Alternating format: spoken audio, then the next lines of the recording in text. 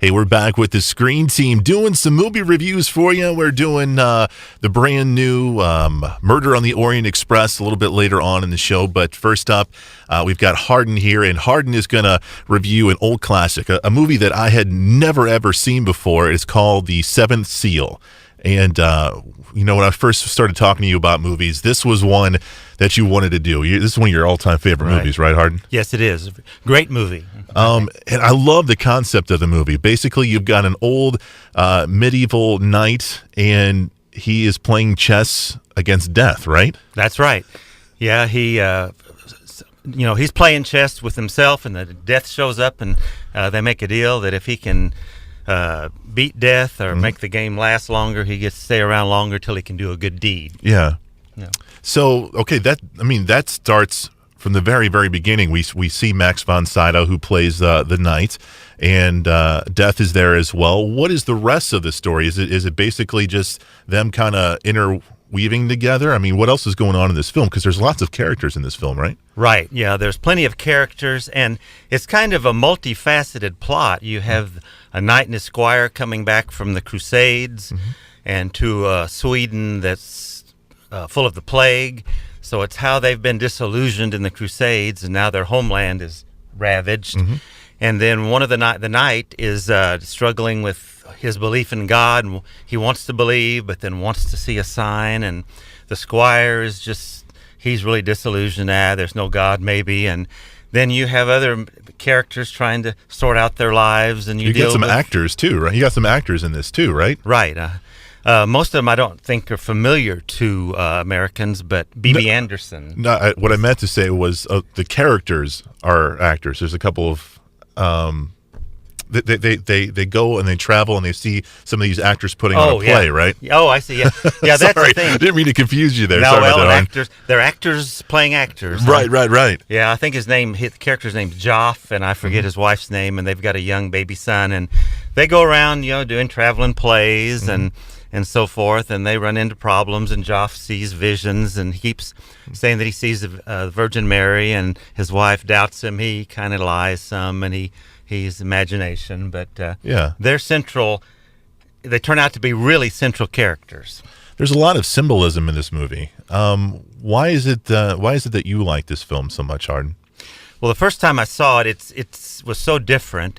It's kind of an artsy film, but I hate to say that you can't really enjoy it because the atmosphere was so stark, and yet it sucked me in. And this idea that you want to live longer, and you want to do what you can, and you want to sort out your life, and maybe as you get older, you want to try to do one really good thing. And so it set me up right off the bat as something I would enjoy because of the characters and the atmosphere, and then that one theme about trying to stay around longer. And then that allowed me to have an interest, and then absorb some of the other things as they came up. And then at the end, I really thought it was one of the great movies. Yeah, this movie was directed by Ingmar Bergman, who was the husband of Ingrid Bergman from Casablanca.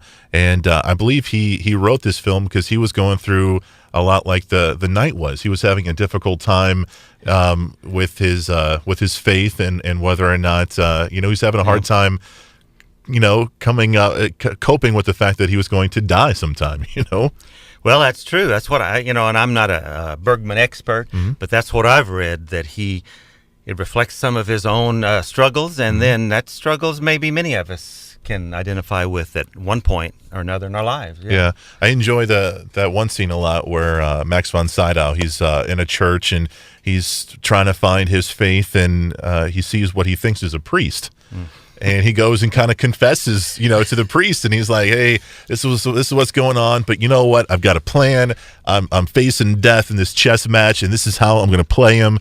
And then he finds out later that he was talking to death. Death is one sneaky son of a gun in this movie. Using every angle he can get to get the advantage, and that was slightly funny, but that was a good scene. Yeah, this movie's got so many powerful themes in it, which should be relatable to pretty much our entire audience here. But do you think this movie is just entirely for people who like artsy-fartsy films? No, I don't think so. I'm not going to say everyone's going to like it, but I think if you give it a chance and see beyond the fact that it's in Swedish with English subtitles, and you get into it, realize, some paranoia about what's causing these problems, and you look for someone to blame for the plague, and they accused one girl of witchcraft, and when she really wasn't guilty of it, as far as we know. Well, that's relatable today. Hitler looked for a reason to blame the Jew, for Germany's problems. He blamed the Jews. And then even today we wonder, is there something causing our problems? So I'm not saying everyone's going to like any film, but no, if it's artsy, but yet it's very much a lot of human themes that we all face. Yeah. Give it a chance and see it through. That's what you have to do. Yeah, early on when I was watching this film, I didn't recognize Max von Sydow. If you've seen The Exorcist, if you've seen even the latest Star Wars film, The Force Awakens, he's in that film. And, when you see The Exorcist, he looked like he was like 85, in that particular film.